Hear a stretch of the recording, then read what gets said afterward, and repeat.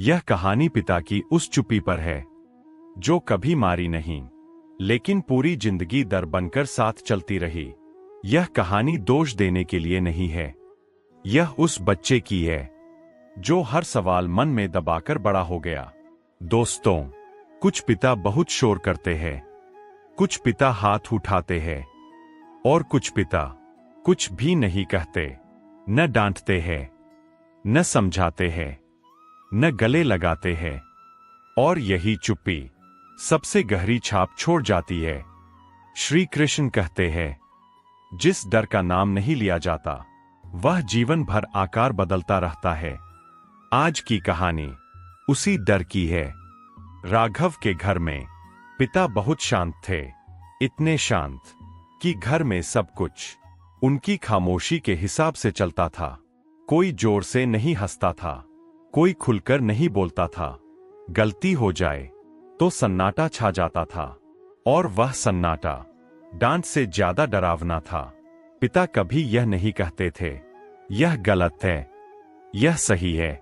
वे बस चुप हो जाते थे, और राघव हर बार उनकी आंखों को पढ़ने की कोशिश करता। क्या मैं ठीक हूं? क्या वे नाराज है? क्या अब कुछ बुरा होगा? धीरे धीरे राघव ने यह सीख लिया, सुरक्षा अनुमान से आती है, स्पष्टता से नहीं। राघव बड़ा हुआ, पर डर छोटा नहीं हुआ। कोई ऊंची आवाज बोल दे तो दिल तेज धड़कने लगता, कोई नाराज हो जाए तो भीतर कुछ सिकुड़ जाता। वह हर कमरे में सबसे पहले यह देखता, यहां सुरक्षित हूं या नहीं, क्योंकि उसके भीतर अब भी वह बच्चा था जो पिता की चुप्पी से डरता था। राघव को पिता से नफरत नहीं थी, वह उन्हें समझता था। वे थके हुए थे, वे अपने दर्द में डूबे थे, उन्हें प्यार जताना नहीं आता था, पर समझ लेना दर्द को कम नहीं करता। श्री कृष्ण कहते हैं, जिस पीड़ा को तर्क से ढक दिया जाए वह भीतर और गहरी बैठ जाती है। राघव जब रिश्तों में गया तो अनजाने में वही चुनता रहा। चुप लोग, भावनाएं कहने वाले लोग, दूरी बनाए रखने वाले लोग, और हर बार वह वही करता रहा। ज्यादा समझना, कम मांगना, खुद को छोटा करना, क्योंकि उसने यही सीखा था, प्यार शांति में नहीं, डर में मिलता है। एक दिन किसी ने उससे कहा, तुम हमेशा डरे हुए क्यों रहते हो? यह सवाल सीधा दिल में लगा। राघव को पहली बार यह एहसास हुआ, वह सिर्फ सावधान नहीं है, वह डरा हुआ है। और यह डर आज का नहीं, बचपन का है।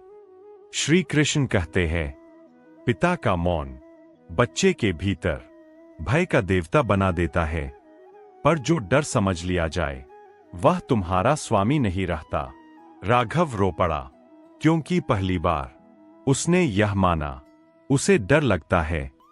राघव ने पिता से शिकायत नहीं की, उसने बस अपने भीतर उस डरे हुए बच्चे को देखा और उससे कहा, अब तुम्हें अकेले नहीं डरना पड़ेगा।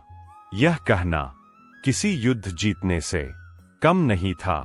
राघव ने धीरे धीरे बोलना सीखा, ना कहना सीखा, असहमति जताना सीखा, भावनाएं शब्दों में रखना सीखा। डर हर बार जाता नहीं था, पर अब वह राघव को रोकता नहीं था। राघव जान गया, उसके पिता जो दे सके वही दे पाए, पर अब उसकी जिम्मेदारी है कि वह डर को आगे न बढ़ाए।